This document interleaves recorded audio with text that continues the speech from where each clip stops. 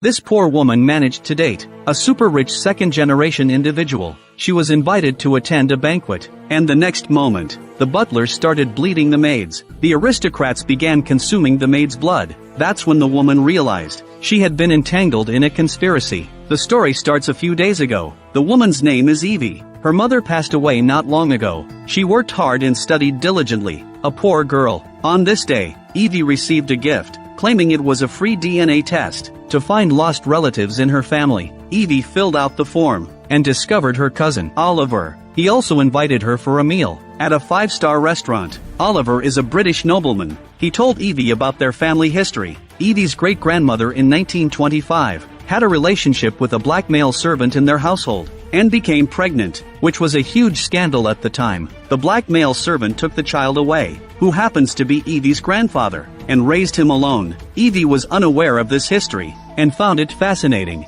Oliver said, "Their cousin is getting married in the English countryside in a few weeks," thus inviting Evie to attend, and would cover all travel expenses. Evie had just lost her mother and was longing for family, so she accepted the invitation. Upon reaching the destination, Evie realized how wealthy her own relatives were, with a house as luxurious as a palace, and maids all carry numbers. Evie wanted to take a photo as a keepsake, and she encountered a maid accidentally knocking over a glass of wine. Evie helped clean up. The butler mistook her for a maid, and his attitude was very rude. At that moment, a man came over to defuse the situation. His name was Walter, the owner of the estate. Walter asked the butler to take Evie to her room to rest. Evie entered the enormous castle and found her own bedroom. The butler even assigned a dedicated maid to her. Evie's room was extremely luxurious, resembling a bedroom in the British royal palace. She opened the curtains to get some fresh air, only to discover the windows were sealed shut. The maid explained that during this time of year, the local carnivorous bird called the shrike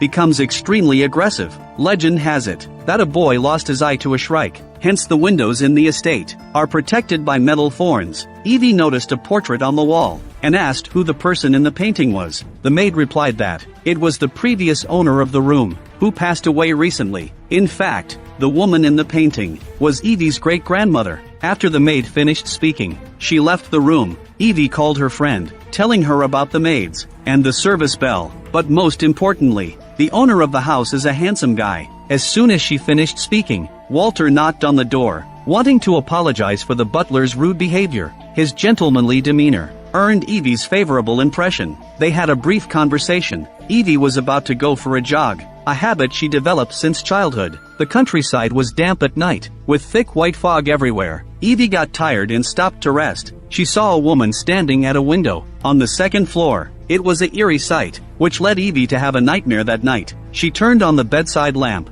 and wanted to get some water to drink. She saw the butler scolding the maids. Evie became engrossed in watching, unaware of someone approaching from behind. When she turned her head, the mysterious figure had disappeared again. At that moment, the maid approached and took Evie back to her room. As they walked, Evie noticed the butler opened the tightly closed door downstairs, and the second maid went in to clean. She lit a candle, and with headphones on, she dusted the shelves. Suddenly, a gust of wind extinguished the candle. The maid went over to relight it, but soon after, the candle went out again. Then, the gramophone started playing on its own. The second maid slowly looked up. The heavy door concealed the horrific scene. The next day, the maid woke Evie up as she headed to a family gathering. An elderly one-eyed man, as the eldest member, welcomed Evie, which deeply moved Evie. She found a sense of belonging. Evie was enjoying a luxurious gathering, while the maids were busy. The butler instructed Maid 5 and Maid 4 to fetch red wine from the cellar. As the two women entered, he closed the iron door. The maids cautiously entered the wine cellar. They lit matches to search for the wine the master wanted. Maid 4 deliberately scared the nervous Maid 5. The prank relieved the eerie atmosphere. Maid 5 focused on finding the 1897 red wine. Then, a hand touched her. The maid thought it was her colleague. She walked over to continue searching for the wine, but the wine bottle got stuck in the rack. Maid 5's hand was caught by a mysterious force. The companion quickly asked about the situation. Unexpectedly, the other maid had a terrified expression. The two maids were in danger and couldn't escape the wine cellar. Evie was unaware of the estate's lurking dangers. As she was immersed in Walter's attentiveness, the other person sent her a gorgeous dress. for Evie to wear at the gathering. Evie sat by the window, applying makeup, while having a video call with a friend. Suddenly, a bird crashed into the window. The dying shrike twitched on the windowsill, as if an ominous omen. After changing her clothes, Evie went to the courtyard to join the gathering. She encountered two women, one tall and one short, both very beautiful. The shorter woman was in charge of handling the legal affairs of the DeVille family. Jane, on the other hand, managed the family's finances. The two had different attitudes towards Evie. The shorter woman seemed to like Evie, continuously chatting with her by her side. At this moment, Walter, as the host, appeared. He approached Evie, inviting her to dance the first dance. The two danced on the dance floor. Then Walter led Evie away from the crowd and took her to an art studio. Evie's expertise was pottery. They discussed art and family, and eventually talked about themselves. Evie fell under Walter's charm and initiated a kiss. Jane stood outside the door, observing everything. The clock struck 12, signaling the end of the party. Evie returned to her room, but couldn't fall asleep. The curtains fluttered with the wind. Evie cautiously peeked to investigate, and discovered a woman in white standing at the door. Evie tried to turn on the bedside lamp, but heard a sound from above her. The woman in white climbed onto the canopy above her bed. Terrified, Evie immediately hid under the bed. She covered her mouth and dared not move. She stared ahead.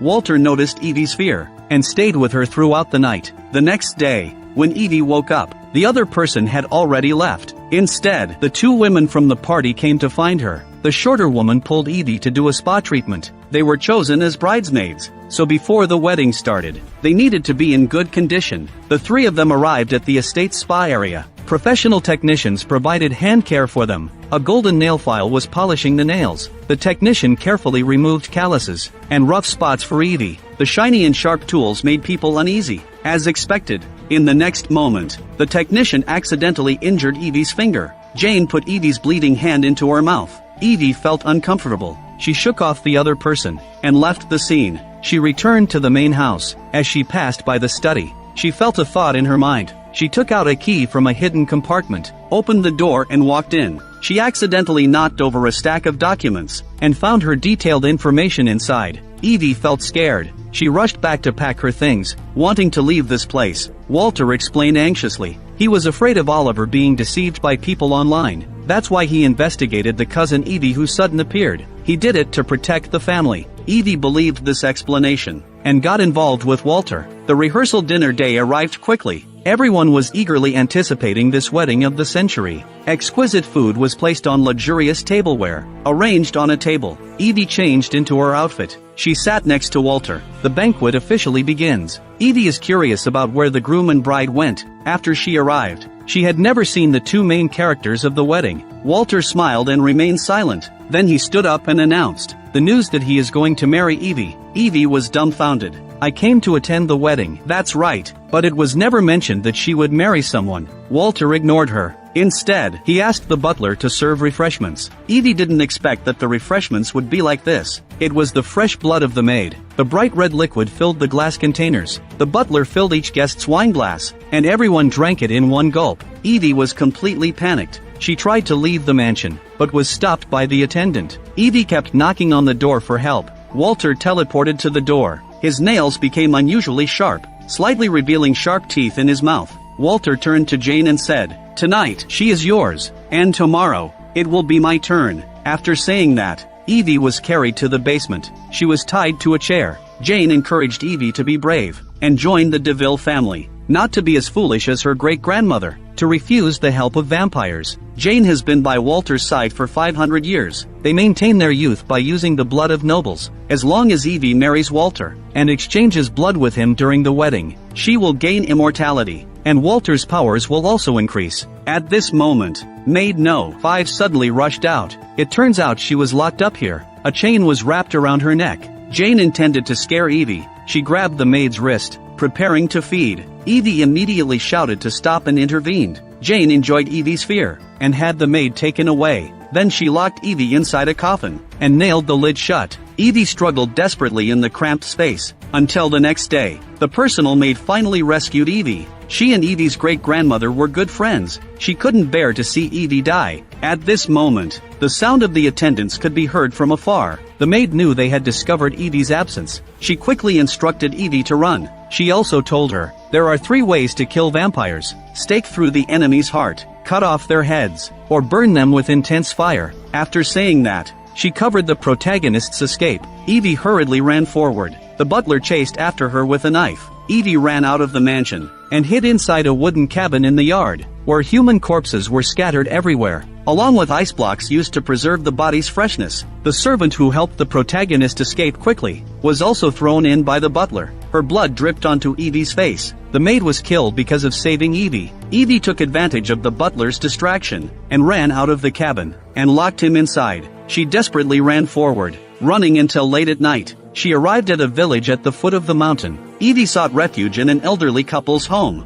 The kind-hearted old lady helped make a phone call for assistance and brewed chamomile tea to relieve her fatigue. Evie looked around the entire small house. Unexpectedly, she saw a photo of the butler. She realized it was not good. She picked up the teacup pretending to drink it.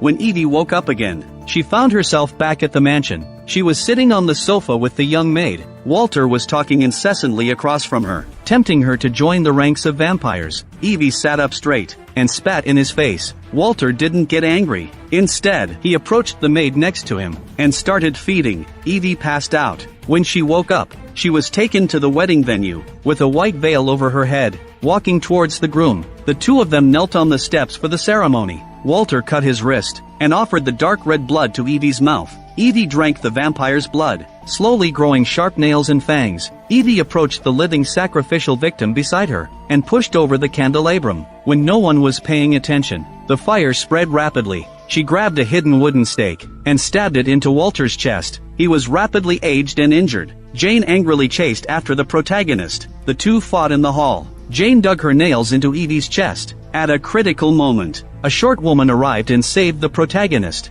Jane turned to confront her former close friend. The short woman desperately pushed her opponent forward. The silver spear from the statue pierced through them. The 2 vampires turned to ashes together. Before Evie could catch her breath, the butler rushed out with a weapon. Evie had already turned into a vampire. Her power surpassed that of ordinary humans. She easily killed the butler. She picked up the iron wire from the table and left the room. Walter caught up with her. He grabbed Evie and lifted her into the air. Evie desperately pulled out the iron wire from her sleeve. She strangled his wrist and kicked Walter into the pit of fire. Now the vampire was completely destroyed, and the energy in his blood vanished. Evie returned to normal and left the castle. After returning to the United States, Evie found Oliver. She wouldn't let the mastermind of the whole thing go. The film ends here. This film was inspired by Bram Stoker's classic novel Dracula, telling a gothic thriller story where a whole house of vampires couldn't defeat one female protagonist. The big boss, who had lived for hundreds of years, was kicked into the fire pit by her.